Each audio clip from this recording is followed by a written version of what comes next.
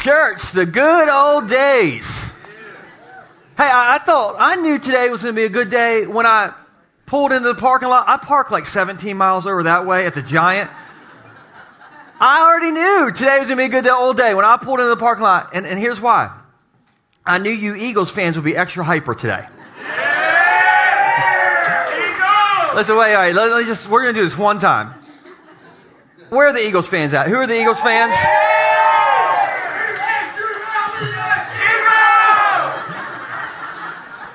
Listen, wait. This is what's interesting. 10% of our church are Eagles fans. You sound louder than the 90% of the rest of us, okay? I'm going to throw you a bone, Eagles fans. Here's my bone to you all. Y'all, if you win today and you get in the Super Bowl, I will wear an Eagles something on Super Bowl Sunday. I'll do that. Now, I know all the Ravens fans in the room are like, you can't, why are you doing that? Are you cheating on the Ravens? Okay, listen, the reason I'm doing it is because I will do anything short of sin to get people to church. And it's like borderline, okay? We're almost there, all right? So, anyway, that's my commitment. You win, I'll wear that, but you can't skip church on Super Bowl Sunday. Is that a deal? That's a deal, all right. Hey, if you're a new person here, if you're a first timer, hi, my name is Joel, and I'm a Ravens fan. The Lord's team, all right. I got no games to watch today. Hey, but so many new people have been coming recently, and if that's you, I hope you feel right at home with us. I'm so excited to have you in the building with us. And we have so many people who watch from home, and so much love to you guys who are watching online. And for everybody, just like a last announcement, like this is our last Sunday together before we go to 2 services, which means we may not have overflow out there for a while. And I love overflow. Overflow, are you out there? I miss it. All right, I'm going to miss it. All right, so anyway, love you, overflow. Love you, online family. Love you, Ravens fans. And we tolerate you, Eagles fans, okay? Hey, so today is going to be it for this series. And this series we've been talking about for 4 weeks called The Good Old Days. Everybody say The Good Old Days. Man, I hope you've enjoyed the series. Has it been helpful to you guys? Has it helped you at all? Good. Okay, I'll pay you that $20. I promise you I'll pay you for that. But if you've not been with us for the last few weekends, you're like, oh no, I'm going to be lost today. Listen, you're good. Don't worry, you're not going to be lost. Here, all we've been saying is that God can make today, 2023, feel like the good old days, no matter how worried or stressed or bad 2022 was. Does that sound good? If today can be the good old days, no matter how bad the last year was. So that's what we're talking about. And to start off, I was just kind of curious, who in the room here is ready for the games today? You're going to watch some football later on today? Okay, I don't actually want to talk about that. That was a setup. Now, here's what I've been saying every weekend in the beginning of this series, okay? I've been saying I was born in the 80s. The actual good old days, people. The days of the Atari, the days of Goonies, the days before we even knew what a carbohydrate was. We didn't even know what gluten was. All right, how many of you missed the ignorance of like the gluten ignorance days of the 80s? I love the 80s. Part of the reason I love the 80s is, and this is going to sound crazy to the teenagers in the room. I know we got some teenagers in the room. This is crazy. We used to do this in the 80s. We used to play outside. Out where there were dangerous UV rays. You know, we went out in that. It's crazy. So I remember my dad, he took me and my brother, he used to take us fishing out in the UV rays, and this was the 80s. He didn't even bring his cell phone. Maybe his pager. Pagers, remember pagers? Anyway, some of you still got them. You need to upgrade that thing. But my dad would take us fishing, freshwater fishing, and I always loved it. And I remember this one day, he took us to the Millsboro Pond, which is in, there you go, just seeing if you're paying attention. And we're out there fishing, and the newspaper just randomly showed up, and they took a picture. You want to see a picture of the good old days from the 80s? All right, this is from the newspaper back in the 80s. This is, Somebody said something about that chair. Remember the tri-folding lawn chairs? Now they they only get one fold. We used to get 3 folds. Anyway, so there's my dad right there. My brother is the one sitting in the chair. He's on the tri-fold part. Of course, I'm sitting there eating a sandwich. And listen, nobody's actually even fishing. Which is what fishing is all about, right? Like not even fishing. So my dad, he's the one who taught me how to freshwater fish. I still love to freshwater fish. My dad taught me that, so I still go all the time freshwater fishing, which means I just stand there and eat sandwiches and say I'm fishing. But I don't know anything about saltwater fishing. Anybody here know about saltwater fishing? You know about the saltwater stuff? Okay, some saltwater fishing. I don't know anything about saltwater fishing. And I remember a few years ago, a friend of mine named Ricky, Ricky said to me, he's like, hey man, you want to go striper fishing? It's $200 for a spot in the boat. I was like, I can buy a lot of fish fillets for $200. So I was like, no, I'm good. He said, I'll pay for you. I was like, I'll check it out. I've always wanted to see what this striper fishing's all about. I don't know where we went. We went over to Cambridge, Maryland, somewhere. We went way over that way. And we're driving. And the reason I really remember this trip is because it was in November. It was the first nor'easter of the season. True story. We are driving. It's raining 73 inches a second. It's raining sideways. You remember the movie Twister? I'm pretty sure I saw some cows fly by my window. It is... The windshield wipers and Ricky is driving, and we're in the van, and Ricky, nobody can see out the window, and Ricky's taking his glasses off. It's that bad of rain. I'm like, what are you doing, Ricky? He's like, I just can't see. I'm like, well, put your glasses on, man. And I remember, I said, Ricky, you really think we should go out in a boat? I mean, there's a cow. I just saw a cow fly, and he's like, no, you just take motion sickness pills. I found out later it was a non-refundable trip. So Ricky was like, I don't care if you die, we are going fishing. Terrible weather. We get to the dock, and this is true. Just like the news crew showed up, for that picture I showed you a few minutes ago. The WBOC Outdoors Delmarva news crew showed up to film us on this trip. And we didn't know they were going to be there. So we got out of the car, and they're like, are you the idiots that are going out in this nor'easter? Because we need to document idiots going out in the nor'easter. And so we're like, yeah, we're going fishing. We get in this boat, and I'm telling you, it's like a traffic jam of boats coming in. And we're like the one boat, there's boats coming at, we're like, hey, we're going fishing. We get out there, and this is not a lie. And just keep this to yourself. There's only 200 of us in the room, so just don't tell anybody. It's so rough out in the water, out in the Chesapeake, that Captain Willie was there. He spent the entire time underneath the boat. I mean, wherever there's a bathroom at, he spent the whole time, 6 hours in the bathroom throwing up. And I remember just sitting there thinking, he's got Captain in his name. If the captain is barfing, you are an idiot that you're going out fishing. And so, anyway, we're out there, and I ended up catching the biggest fish I've ever caught in my life. You want to see a picture? All right, here's a picture of the biggest fish I ever caught, right here. Now, look, I'm smiling. The only reason I'm smiling is because I was just thinking, does this mean we get to go in now? For Captain Willie's sake, can we please go back to the dock? Because I was afraid for my life out there. And finally, after 6 hours of fishing in the nor'easter and Captain Willie below deck, we finally got back to the dock. And I'm like, we made it. We're going to live. Captain Willie's going to come out of the bathroom, I'm sure. And so I never want to go saltwater fishing again, okay? Even if it's free, I'm not going. Everybody say, we made it. I was thinking about that this week, and I thought, that feeling I got of safety and relief when we made it, I think that Jesus wants to help us experience that same feeling of safety and relief through him. Now, I don't know if you know this, but Jesus doesn't say, hey, you all need safety now. Never seen that bumper sticker? Oh, y'all need some relief now.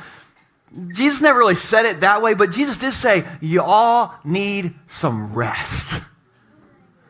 Because I don't know if you know this, but Jesus invited us to experience rest in him. In other words, he's like, hey, I want to be the place where you feel safety and relief and rest. And so if your life feels like a nor'easter right now, Jesus is like, hey, go ahead and pull your boat right up next to my dock.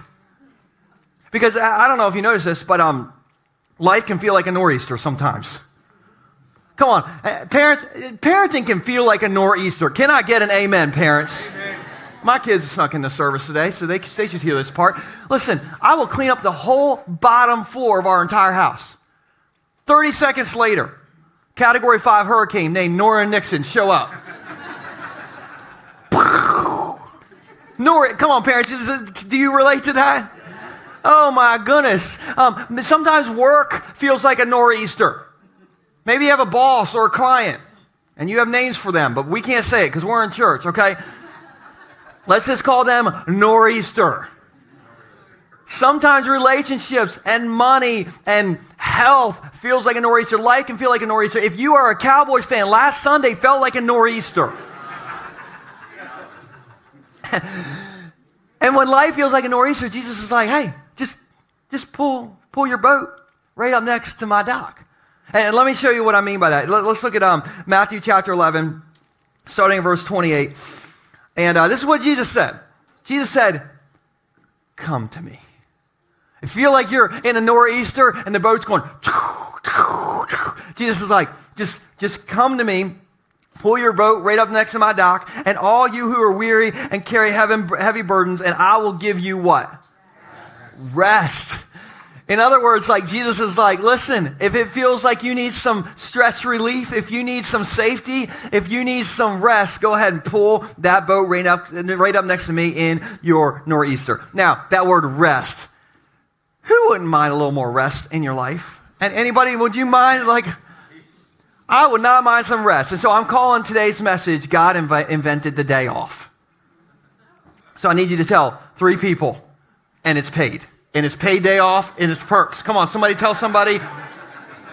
There's perks, it's paid, it's better than you think. Your boss isn't going to call you on your day off. Hey, I got 2 ideas if you're taking notes today. The first idea is this, and we'll put this on the screen. You can get more rest in your life by getting more margin in your life. Now, speaking of no rest, I just need to know, where are the parents who have a kid under 5 years old in the room? Come on, let me see those hands. Okay, I see those bags under your eyes. I see them. Anybody have multiple kids under 5 years old? Let me see your hands. Okay, I will not judge you if you sleep for the rest of this message. I actually encourage it. Like, sleep. You should. Oh my goodness. Listen, I remember when our little guys were both under 5 years old, and listen, it was the best of times. But it was also the most tiring of times. You know what I'm talking about, parents? And for us, part of the reason it was so tiring is because we both, like we do now, we both worked full time when our kids were under 5 years old. And so I remember this one morning, I got the kids up. All right, this is my morning routine. I got the kids up and I got to change the diaper. That took all night of diaper fill, okay? So I changed the diaper. I put clothes on little people. I got them breakfast, and then there was a blowout. It was one of those, you cut the shirt off, blowouts. We're throw it away. You ain't washing that. Throw it away. Got them redressed, then the diaper change, then it was 7 o'clock, there was 7 diapers already on these kids. I drove them 15 miles to their daycare, which was that way, and then I had to drive 30 miles down here to get to here. And that would have been enough for most people to break. But I had to drive 30 miles up Route 24. Listen, just listen to this. There's no other place on earth that the devil pushes my buttons. That road is full of demon-possessed people. I'm sure of it. It's biblical. I can't prove it, but it is. So I'm driving up Route 24, fully demon-possessed woman in front of me. She's going 24 on 24, and I'm like, no, not another patience test, Lord. I hate these patients. I fail everyone. So, and it got worse because the person, so driving Miss Daisy was in front of me, and then the lady behind me, or I'm sorry, not the lady, there was a guy in a van behind me. He's losing his mind. He's riding up on my bumper. He's doing my wife's hand signals, which is this. She just raises she's like, and I'm just like, I'm looking in the rearview mirror, like, I got driving Miss Daisy in front of me, like I've already changed 7 diapers this morning. Can't deal with any more stuff. So anyway, this is true, and I've told this before. I get up to where Love Creek is up here, where the Valero and all that Peddler's Village is, and the guy behind me, who's losing his mind in the van, he pulls on the shoulder beside me, gets right beside me, rolls his window down, makes eye contact with me, and he waves at me with one finger. And I lost it, people. I rolled my window down, I looked straight at him, and I said, pull over. And I pulled into the Valero. By the way, I'm on my way to church. This is me on my way to church. And I know somebody's like, well, what were you going to do if you pulled over? Listen, this isn't a situation where I'm thinking 2 steps ahead. I was making this up as I went. You know what I'm saying? So I pull into the Valero parking lot, and all I'm thinking is, oh, dear Lord, I hope he doesn't pull over. Please, just there's a 100% chance he's bigger than me. Like, I don't want... Thankfully, he kept on going. And I remember, I just sat in the parking lot, and I thought, nice job, Pastor Joel. You almost committed a felony on your way to church. This is...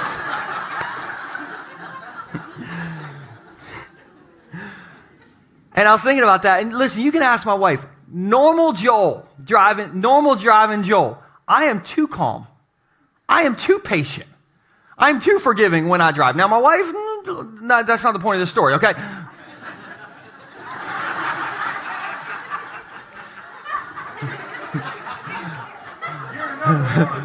But yeah, I don't think she does this hand signal. We don't go that far. We're a Christian. This is the Christian way.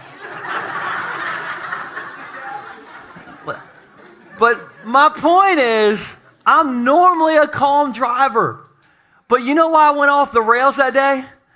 Because there was like no margin in our life. We were both full-time working parents. We're both, got the kids under 5 years old, changing diapers, diaper budget, diaper pills. Oh my goodness, daycare bills. Oh my goodness. Like there was no margin in. And that day I learned something. I learned our stressed self is not our best self. Our overscheduled self is not our best self. Our no margin self is not our best self. Come on, who's ever had like a Valero moment? Anybody have that like moment that I had? We should like pass a microphone around. You all just share your stories. I share my low moment. There's worse ones. I won't share those. But listen, that when we got no margin, eventually we kind of tap out. Like we do things that we're not proud of. We don't act like our normal self. We almost get in a fight at the local Valero. And that's why God wanted me and you and us to put margin in our life. Now, pastor confession, I'm terrible at putting margin in my life. I do my best, but I'm not all that great about getting margin and space and room to breathe in my life. And so I just kind of back to that Route 24 story. What I didn't tell you is at the time, I was the only full-time person that was on staff here at the church, which meant I was working like 7 days a week, every week. Now, I know some of you are like, don't you only work on Sundays, Pastor? And I will say to you, I will meet you at the Valero parking lot after church. And I will be there. No, I'm just kidding. But Fridays are supposed to be my day off, and then were supposed to be my day off back then when the whole Valero incident happened. But I would work every Friday, at least for a few hours on my message. And I remember my wife saying to me, honey, that's your day off. Like, you need to you've already worked on your message. You need to just take your day off. And I would just be like, honey, but you don't understand. Like, when I stand on the stage on Sundays and the lights come up, these people just stare at me. Like, what do you guys say for me this week, Pastor? Y'all are stairs. I don't know if you know that. But I'll never forget, Stacy said, you can work on your day off, but you just need to know whenever you work on your day off, you're basically saying, God, I don't trust you. I was like, I'll do the preaching in this house. She was 1,000% right. And ever since then, I try to make sure I either take Friday or Saturday completely off. And we try to do different things to have margin in our life. Like we only let our kids be in one activity per season. Some of you are like, heresy. No, sanity. We say no to some good things sometimes just so we can have like space in our life. And so maybe you're like, well, how do I know if I'm doing too much? Is there like a margin test or a rest test? I can't believe you would ask that. There actually is a margin test. We're going to take a margin test. You guys want to take a margin test right now? Okay, we'll put this on the screen. All right, here's the margin test. If you are constantly rushed, you might need some margin in your life. If you always show up late and leave early, you might need some margin in your life. If you regularly forget things that you agreed to do, you may need some margin in your life. If you can't remember the last time you said no, you need some margin in your life. If you are your kid's 24/7 Uber driver, you might need some margin in your life. If you can't remember the last time you got a full night's sleep, you need some margin. If you haven't sat down and had dinner together with your family in months, you need some margin. If you work overtime every week, you might need some margin. And if you almost commit a felony on Route 24 like your pastor, you definitely need margin. Come on, somebody make me feel better. Who just flunked that test? Did you just raise your hand? The rest of you must be nice. Listen, the bad news is, I think we all just failed the margin test. Right? Like that is the bad news. But here is the good news. God invented the day off. God invented the weekend. And listen, God took the weekend off. Did you know that? Maybe you know the creation story. And even if you don't like buy into like the literal creation, don't miss the principle of rest in the creation story. Okay, so if you know the story, for 6 days, God worked. Right? God created. He's like, let there be light. Boom, boom, boom, boom. Let there be water. Boom. Let there be sky. Boom. Let there be the Baltimore Ravens. Boom. Let there be dogs, man's best friend. Let there be cats. So we know there's always evil lurking among us. 6 days God worked, and on the seventh day, what did he do? He rested. He rested. Listen, if God took a day off, don't you think we should maybe take a day off? And here's what's crazy about the idea of God resting. In the original Hebrew, the word rest doesn't mean God took a nap in his sleep number bed. The word rest in the original Hebrew is connected to these words. We'll put it on the screen. It's connected to the words happiness, bliss, and joy. For 6 days, God like crushed it, and he's like, I'm going to have a Sunday fun day now. Some good times. Did you know God wants you to have a Sunday fun day every week? Do you guys know this? Yeah. Now, listen, I had a Friday fun day like 2 weeks ago. You want to hear about my Friday fun day? So Friday is, I either take Friday or Saturday off. And so last Friday I took off because my wife says it's a good idea. So I take off. And so I texted Pastor Cotter. Pastor Cotter on our team, it's also his day off on Friday. And I'm like, hey man, it's our days off. You want to go skateboarding at the skate park? Which, by the way, I'm 40. I do not belong in a skate park. Okay, but I'm having a midlife crisis. So I'm like, you want to go skateboarding? We're in a series called Good Old Days. I did it when I was 17. What about you? So anyway, I texted him. And Cotter can actually skateboard, which is good because he agreed to call the ambulance if I fell and needed help and I couldn't get up, you know. And so we went over to Epworth last Friday and we took a picture. We'll throw this on the screen afterwards. This is me and this is Cotter and this is his son Taj who was with us. Bunch of middle-aged dads like at the skate park. Like, hey kids, we got our kids with us. But I had so much fun this day. And this is rest. This is happiness. This is bliss. This is joy. And when we work hard, God's reward to us is, hey, enjoy some happiness. Enjoy some bliss and enjoy some joy. Everybody say Sunday fun day. We need Sunday fun day, okay? But the happiness, bliss, joy part of it, that's only part of the story. It gets better. It's like the like commercial, and there's more. There's more. Because part of the reason that we rest is so that we remember that God's in charge, so that we remember that He reigns, so that we remember that He is our provider. So we rest for happiness, bliss, and joy, but we also rest so we were like God, He's our provider. Now, speaking of provider, thousands of years after the creation story happened and God took the weekend off and invented the weekend and all that, the Israelites were in slavery in Egypt for 400 years. Okay, now, I don't know if you know this, but when you're a slave, what you don't get is a day off. Okay, could you imagine working 400 years straight? Some of you are like, yes.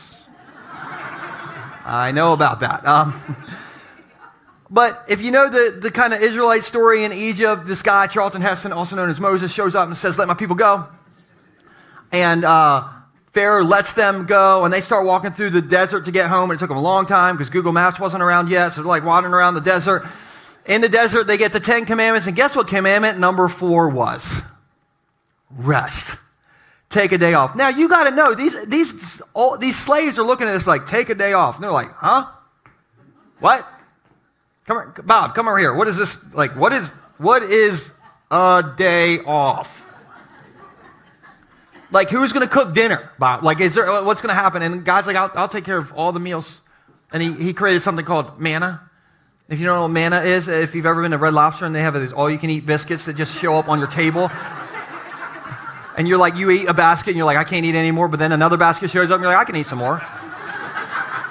That's kind of how manna worked. Every morning they would get up and God would kind of have food manna or bread kind of substance came out of the sky and took care of them. And basically God was listen, if you work hard for 6 days, I will actually cover you for 7 days. So enjoy it. Just take a rest and make some memories. Make your rest day the good old days. And that's when the Sabbath was created. Now, this is kind of interesting. In the Old Testament, the Sabbath was created, and the religious leaders took it too far, and they became very legalistic about the Sabbath. Which, can you imagine that, religious people taking something too far? Anyway, so they took it too far. So Jesus has to show up and fix things, and he's okay, guys, you got legalistic about this. You can be flexible about this, but just, rest is important. And so what that means is if you have to take 2 half days off a week to make a full day off, God's not going to lightning blast you in your lazy boy chair and turn you in a greasy spot, okay? It's flexibility. Or if your boss shuffles up to your cubicle at 4:55 on a Friday and says, I'm going to need you to come in on Saturday and fill out some TPS reports or whatever. You don't have to quit and name drop your pastor.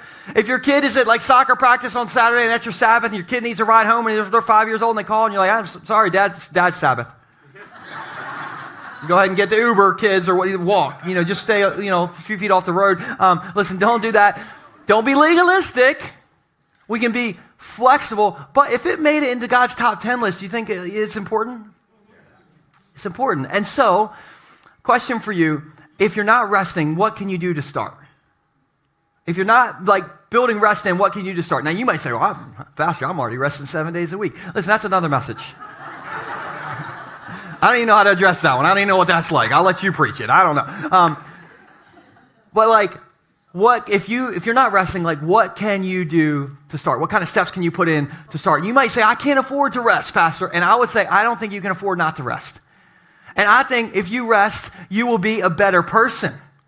I think you will be a better man, a better woman, a better husband, a better wife, a better mom, a better dad, a better employee. I think you will be more successful and you'll be less cranky. Who wouldn't mind if your spouse was a little, just kidding, do not. But if you want to get more rest in your life, we got to get more margin in your life. Everybody say Sunday fun day. Sunday fun day. Okay. All right. Last idea is this, is to get more rest in your life, we got to fill up your life with something different. Get more rest in your life by filling your life up with something different. Now, I told you that Valero freak out story. But that was from 7 years ago. Does anybody need some new material? No, no, I don't need any new material. Hey, Let me just ask you this. Who here has been here a week? If you've been here a week, let me just say this. If you've been here for over a week, just fill in the blank. Pastor Joel enjoys an ice cold blank every single day. Mountain Dew, okay? And if you don't, if you not have Mountain Dew lately because, your heart rate or whatever goes up, you should try it. It's amazing. It's from the Lord. I can't prove it biblically, but it is liquid manna. It's got to be. Now, you all know I do love Mountain Dew, but in general, other than Mountain Dew, I try to be generally healthier with what I eat because I'm 40 now. So I don't want to brag about my diet, but can I brag for a second? So in the morning, I try to either have an avocado or almonds. For lunch, I try to have a salad most days. And then for dinner, I try to have a chicken breast, which is what really created this very unmuscular build that I have. So if you want that, that's your ticket. But I have a weakness, okay? And my weakness, I brought my weakness with me. When it comes to food, my weakness, come on. Who just got a little perspiration forming on your top lip? I love peanut M&Ms, okay? I remember back in the day when I could eat whatever and not have to buy new pants, I used to get 7-pound bags of these at Walmart, and I would eat one bag a month. Every night, I would just sit there on the couch, pop these things until my fingers could color a coloring book. That was my indicator. If I can color, I love these. Now I can't eat these. If I eat some of you relate to this. If I eat a 7-pound bag of this, I will gain 97 pounds. Mathematically, I don't even know how that's possible. All right. But these are my weakness. So I try not to eat candy because 40. But at Christmas, my in-laws ended up getting us different gifts. And in one of the bags, there was just a random bag of regular M&M stuffed in the gift, which was random, but I wasn't upset about it, okay? So that was in the bag, or in the gift. And so we just stuck it in our pantry. And for the last 27 days, that M&M bag, it's been talking to me. Remember all the good times we had? Remember all the colors I changed your fingers? We can have those moments again. And it would just talk to me. And my wife doesn't even know this. One night she was watching TV and I just kind of snuck out. And I went in the pantry and I didn't even turn the light on. I just wanted to stand in the dark. It was regular M&Ms, and I found the regular M&Ms and I found regular peanuts. And I discovered how you make homemade peanut M&Ms. And I'm not proud of it. I ate the entire bag, and it was bigger than a share size. I just went, but in my defense, I had to figure out how to make the ratio perfect, and I perfected it. The peanut to M&M, I figured out. Stacy's like, "What are you doing in there?" I'm like, "Don't worry about it. Don't come back here." Have you ever filled up on the wrong food? Has this ever happened to you? I saw this online this week, and we'll put this on the screen. Experts, a serving size of chips is 10 chips. Act your humans. I eat 10 chips while standing in the pantry with the bag open trying to decide if I want to eat chips. Come on. Who's this speaking to right now? I won't go for chips. I'll go for M&Ms after you ate the whole bag of chips. My point is, when we eat, we can fill up on the wrong thing. Chips, Red Lobster biscuits, my weakness, or, peanut M&Ms, which, by the way, Butch, I can't have those. You eat those. Enjoy the game.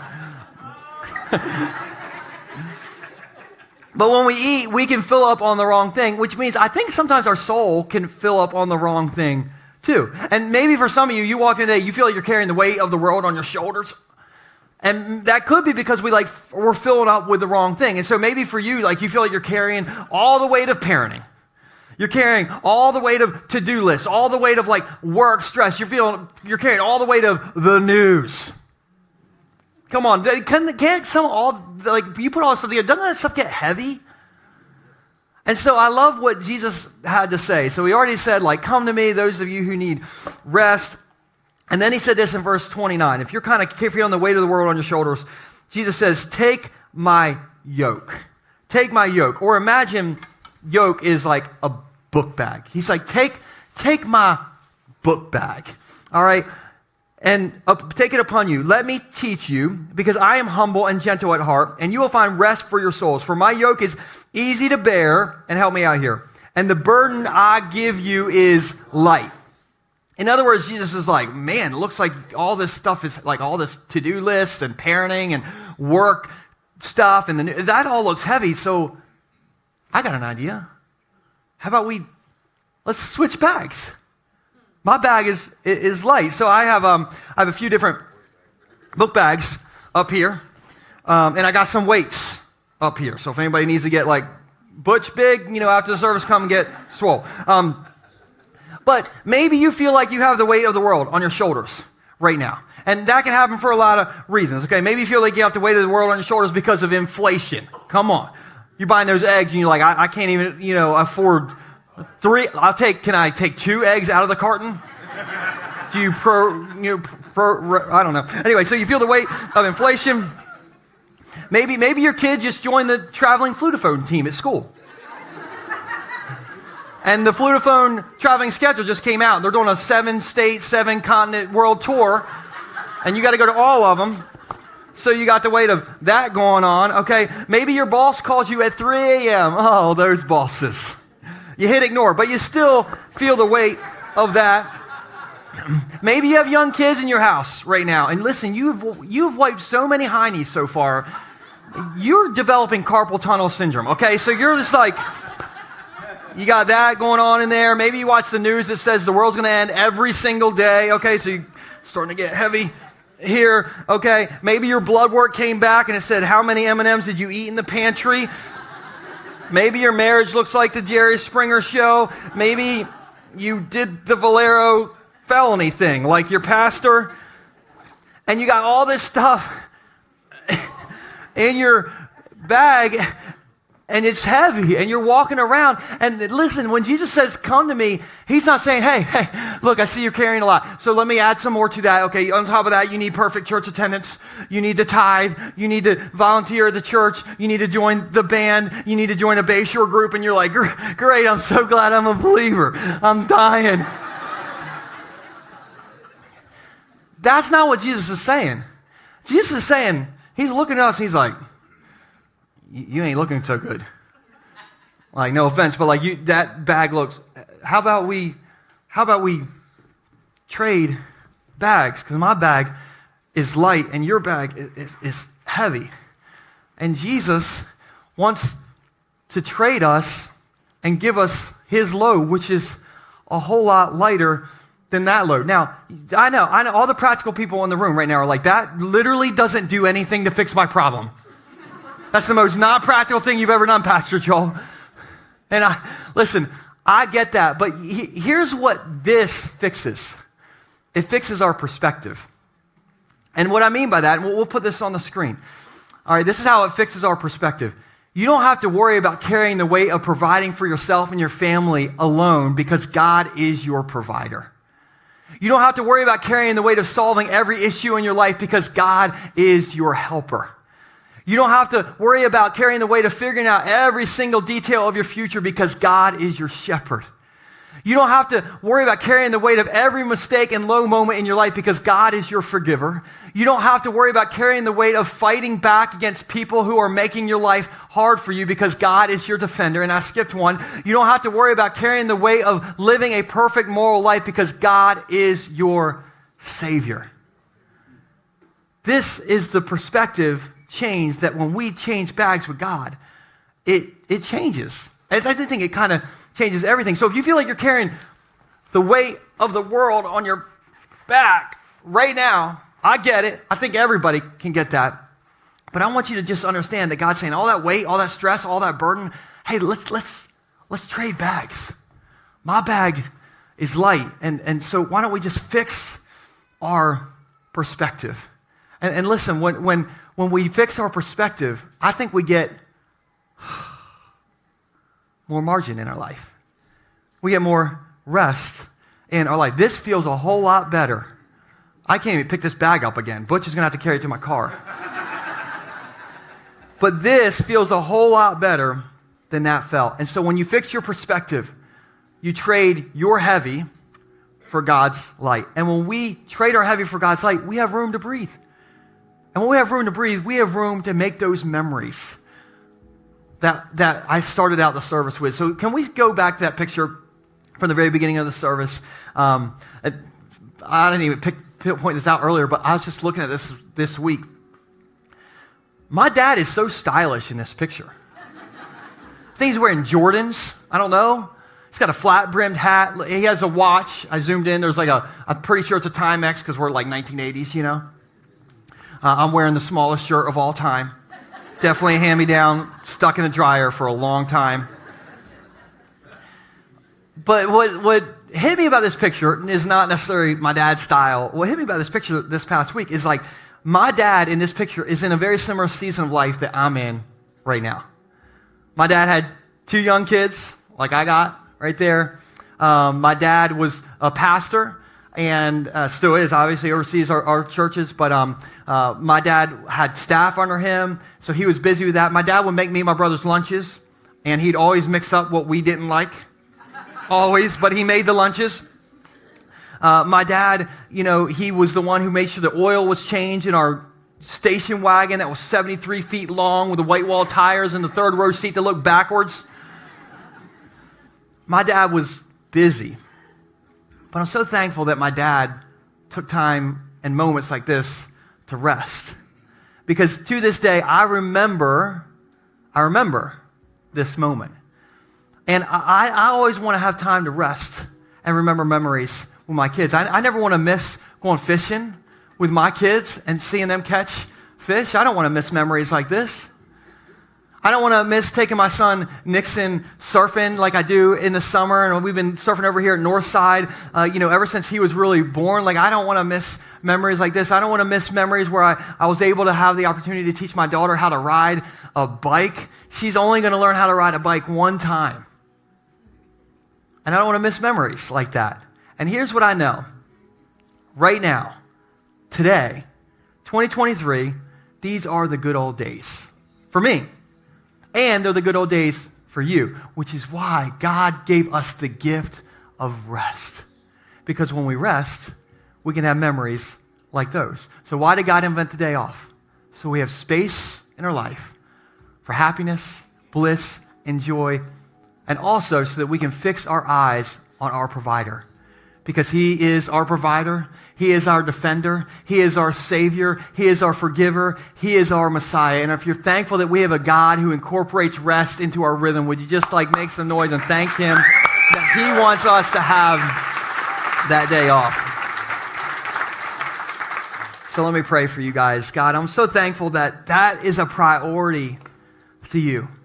And you showed us from the very start when you created, you just said, I'm going to take a moment and step back and celebrate what you were able to accomplish. And God, I know that part of what you were able to accomplish that's so incredible is you created us. And in that creation, when you made us, God, you also wired us to need some breathing room.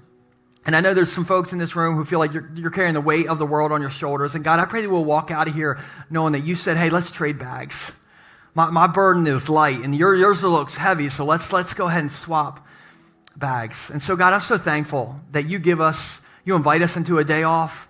You invite us to experience your rest, work, rhythm. And God, I pray that you'll help us do that. And I know it's super hard for us who are parents, those of us who are working full time, have 2 working parents, and all that life kind of throws at us. But God, I just pray that we'll find ways to rest this week. And not just so that we can go to a skate park or go fishing, but also so that we can fix our perspective and remember that you're in charge, that you reign, that you are our provider. We're so thankful for that, Lord. And for those of the people in the room who are going to be at our welcome lunch, God, I just pray that you'll bless the food that we're about to take together, God. I just thank you that there are new people coming to this church every single week. And God, I just pray you'll bless our conversation together in Jesus' name. And everybody said, amen. Amen.